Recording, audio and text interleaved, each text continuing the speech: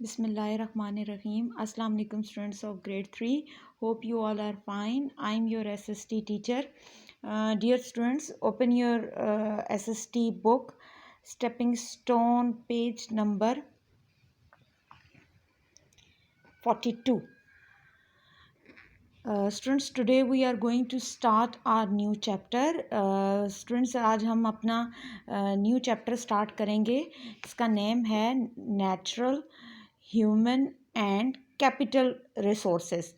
Natural mean कुदरती, यानी जो अल्लाह ताला ने बनाए हैं, नेचर में वो चीज़ें मौजूद हैं. ह्यूमंस मीन्स इंसानी, या मतलब स्टेप बाय स्टेप आगे आपको उनकी डेफिनेशन पता चलेगी. और कैपिटल मींस मैन मेड, ठीक है. और रिसोर्सेज क्या होते हैं? रिसोर्सेज मीन ज़रिया. क्लियर? अब इसमें पहला जो है, व्हाट विल स्टूडेंट्स लर्न के इस चैप्टर में आपको क्या पता चलेगा? To identify the natural, human and capital resources, कि हमें इन तीनों रिसोर्सेज की डेफिनेशन के बारे में पता चलेगा. So let's start reading. Number 1 is are resources. Resources are used to produce goods and services. के resources are material use to produce goods and services.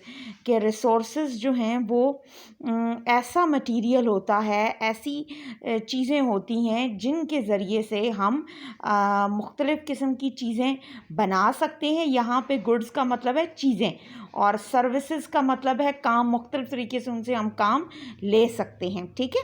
Availability of resources greatly affect our regions economy, ठीक है. अगर आपके पास resources ज़्यादा होंगे तो आपकी economy पे उसका अच्छा असर पड़ेगा, ठीक है.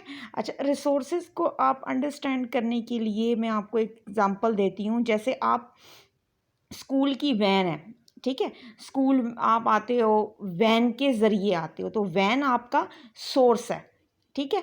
अगर कोई मतलब किसी दिन वैन ना आए तो आपका ये सोर्स नहीं होगा और आप स्कूल नहीं जा सकते, ठीक है.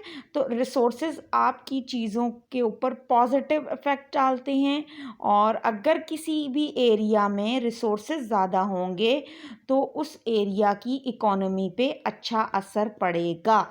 क्लियर? अच्छा, अब स्टेप बाय स्टेप इन तीनों रिसोर्सेज की जो ऊपर चैप्टर पे आपको टाइप्स नज़र बताई हैं मैंने आपको, इनके बारे में पढ़ेंगे. पहला है नेचुरल रिसोर्स, ठीक है.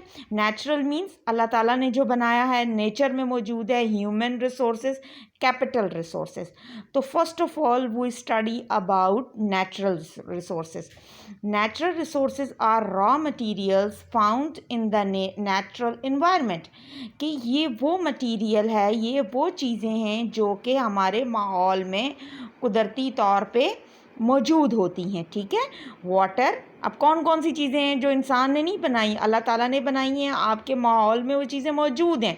वाटर, ठीक है. नेचुरली आपके पास है एयर, हवा, दरख्त हैं. हम खुद भी करते हैं, लेकिन उनको लगाते ज़रूर हैं, लेकिन ग्रो आप नेचर करती है, ठीक है. मिनरल्स, मादनियात जो ज़मीन के नीचे हमें मिलती हैं.